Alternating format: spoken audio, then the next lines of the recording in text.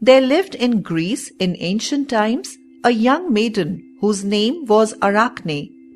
She lived with her parents and brothers and sisters at the foot of Mount Olympus in Thessaly. Their cottage was on the outskirts of a village and was surrounded by meadows through which ran a murmuring stream.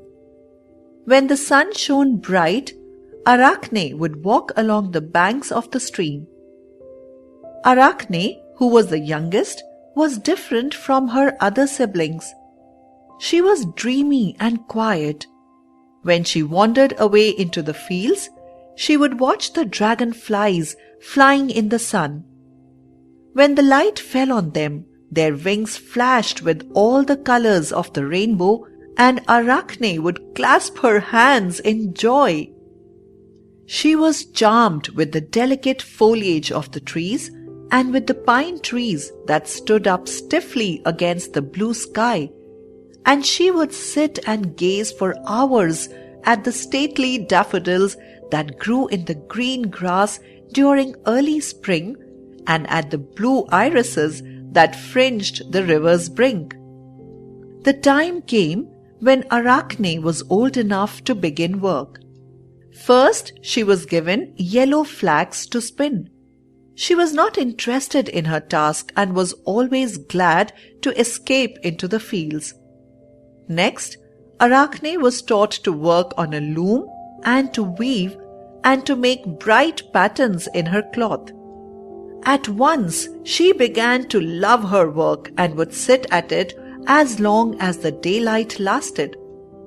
In a short time, she had surpassed all her sisters, for they wove regular patterns, but she wove into her cloth the colors she had seen in the meadows and pictures of birds and insects and of trees and flowers.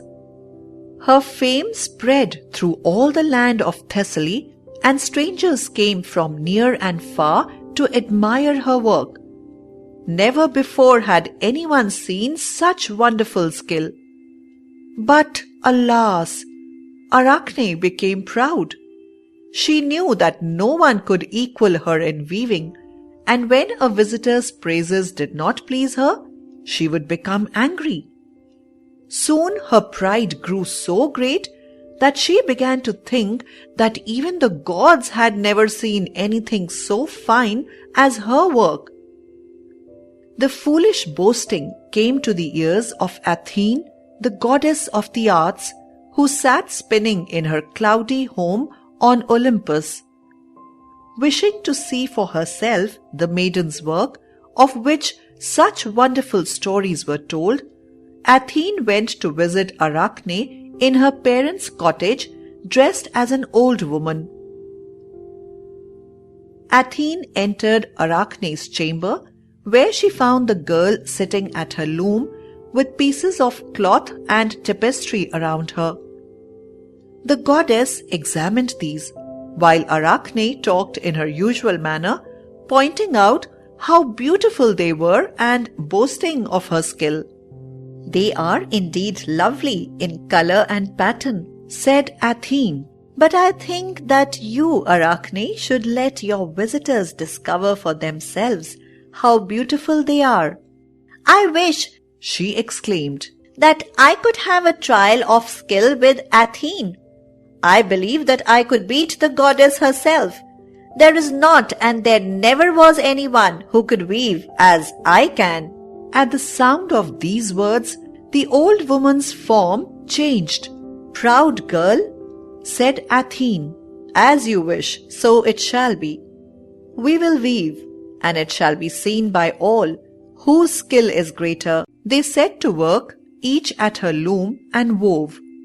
Hour after hour they worked until night fell, when the goddess covered her unfinished work and returned to starlit Olympus. Next morning she returned, and the contest continued. Day after day the two wove in silence till Arachne was tired. When both had finished, the goddess came to see what Arachne's tapestry was like. It was wonderful to see. There were green cypresses that stood below the dark blue sky with soft cottony clouds. In the foreground was a cool valley through which a pleasant stream flowed, just like the stream by which Arachne had spent her girlhood. Young men and girls were tending their flocks which fed on the lush grass. Athene looked, and in a sweet, low voice, she admired the work and praised the workers' skill. When she had finished, the two turned to examine the other loom, which the goddess had hidden from view. As soon as she removed the covering, a cry escaped from Arachne's lips. It was a picture of the goddess Nature standing in a forest glade. Her eyes were blue. She was clad in a flowing robe on which were woven figures of birds and beasts.